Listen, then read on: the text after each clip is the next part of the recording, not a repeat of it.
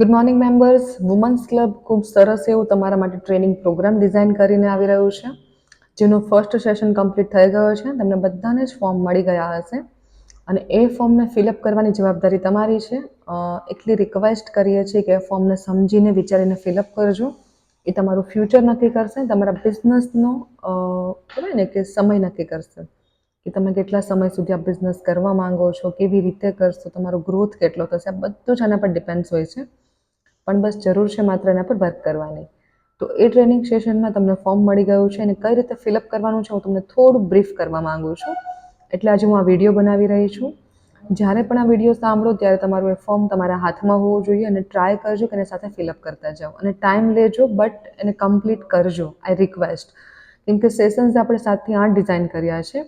જો તમે first step complete નહીં કરો તો તમે સેકન્ડમાં નહીં જઈ શકો અને સેકન્ડ કમ્પ્લીટ નહીં થાય તો થર્ડમાં નહીં જઈ શકો અને પછી તમારી ટ્રેનિંગ છે ત્યાં જ અટકી જશે.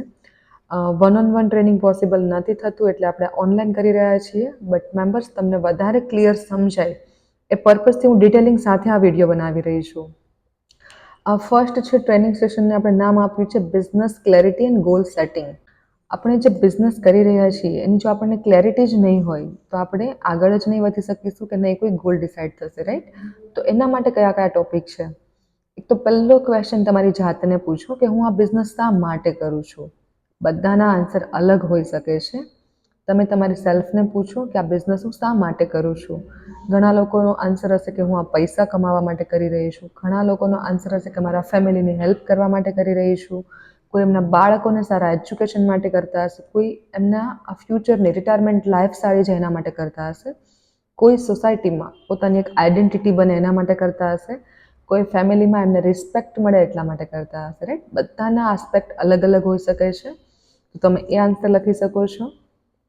ત્યાર પછી છે ક્યાં સુધી. મારી જ વાત કરું તો કુકિંગ એકેડમી મેં સ્ટાર્ટ કરી ત્યારે મારો એક જ કહેવાય ને કે શોખ હતો કે મને કુકિંગ સાથે કનેક્ટેડ રહેવું છે અને લોકોને હેલ્ધી બનાવવા છે. તો આ બિઝનેસ સ્ટાર્ટ કરવાનું એક રીઝન આ કહી શકાય. બીજું રીઝન, જે તે ટાઈમ પર ફાઇનાન્શિયલી એરર ઘણા બધા હતા, તો મેં પૈસાના પર્પઝથી પણ આ બિઝનેસ સ્ટાર્ટ કર્યો હતો. હા, આગળ જતાં પર્પઝ ચેન્જ થતા હોય છે, બટ સ્ટાર્ટ કર્યું ત્યારે આ થિંકિંગ હતું કે ઇન્કમ જનરેટ કરવી છે અને સોસાયટીને હેલ્ધી કરવી છે. ઓકે, ક્યાં સુધી કરવા માંગુ છું? તો હું ઓલવેઝ બોલતી હોઉં છું કે હું છેલ્લા શ્વાસ સુધી, હું જ્યાં સુધી જીવીશ ત્યાં સુધી હું કુકિંગ ફિલ્ડને છોડવા નથી માંગતી. આ બિઝનેસ હું છેલ્લા શ્વાસ સુધી કરવા માંગુ છું.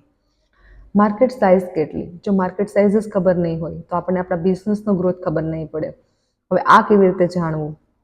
તમે ગૂગલ કરી શકો છો, ચેટ જીપીટીની હેલ્પ લઈ શકો છો. ઘણા બધા પ્લેટફોર્મ છે કે તમને સપોર્ટ કરશે, ડેટા આપશે. ત્યાં તમે પૂછી શકો છો કે XYZ બિઝનેસ એની માર્કેટ સાઇઝ કેટલી છે, ક્લાયન્ટ કેટલા હોઈ શકે અને દર વર્ષે કેટલા પર્સન્ટેજથી આ માર્કેટ ગ્રો થઈ રહ્યું છે. એનાથી તમને ખબર પડશે. ફોર એક્ઝામ્પલ, કુકિંગ એકેડમી છે, એમની XYZ માર્કેટ સાઇઝ છે, દર વર્ષે 5% ગ્રોથ થઈ રહ્યું છે. ધેન આપણા બિઝનેસમાં પણ 5% ગ્રોથ થવો જોઈએ, રાઈટ?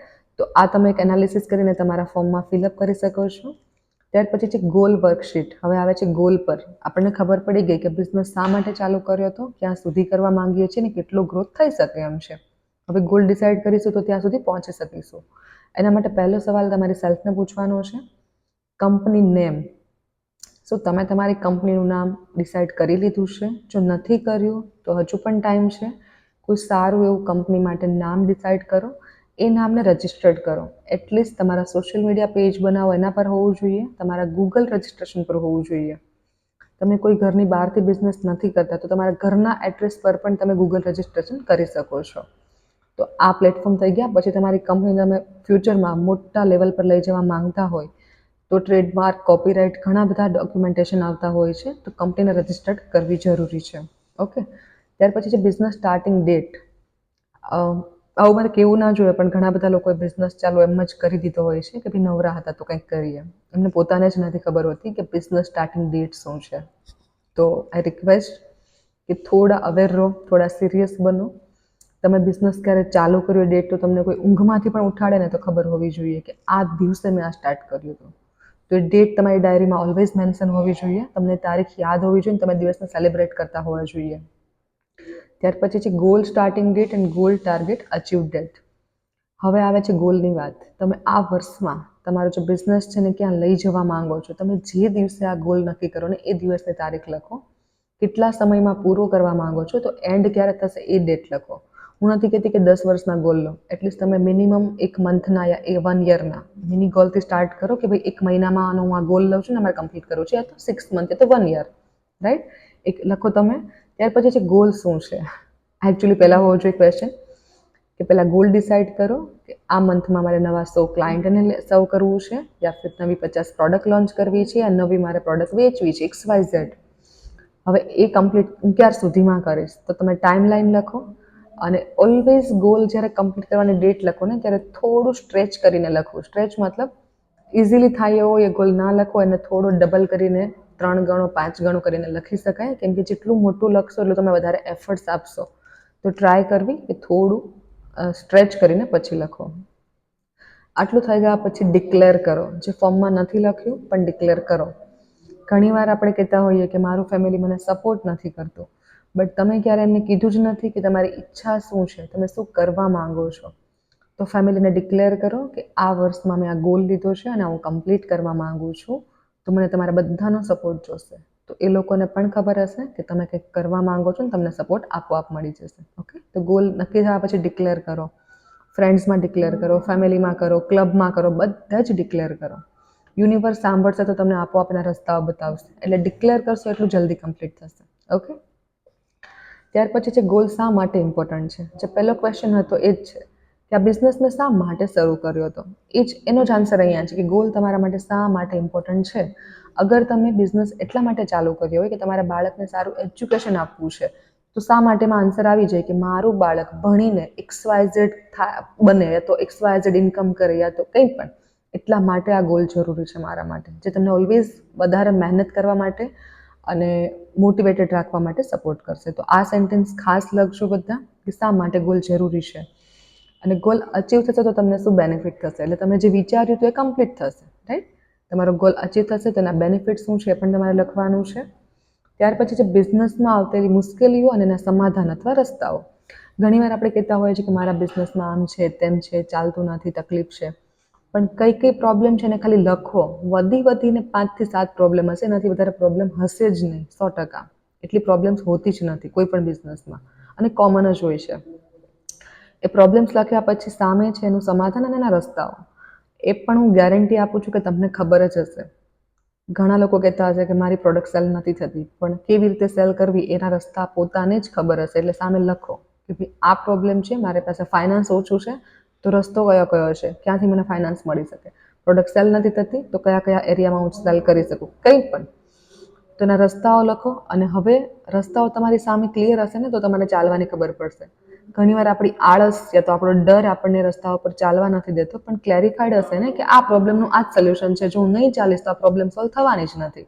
ધેન તમને પોતાની સેલ્ફને પુશ કરવામાં હેલ્પ થશે કે ભાઈ આ પ્રોબ્લેમ છે, એને સોલ્વ કરવી હોય તો મારે આ રસ્તો લેવો જ પડશે, બાય હુક ઓર ક્રોક. તો એક કોન્ફિડન્સ મળશે. ત્યાર પછી આવશે કે 2 થી 5 વ્યક્તિ એવા કે જે તમારી લાઈફમાં હોવા જોઈએ, તમારા બિઝનેસમાં સપોર્ટ કરે.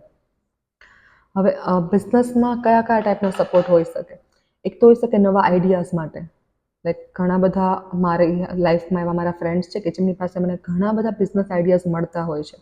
તો હું સપોર્ટિવ રોલમાં ઓલવેઝ એમનું નામ લખતી હોઉં છું કે મને બિઝનેસમાં કંઈ બી નવો આઈડિયા જોતો હોય તો આમની સાથે હું ડિસ્કસ કરી શકું.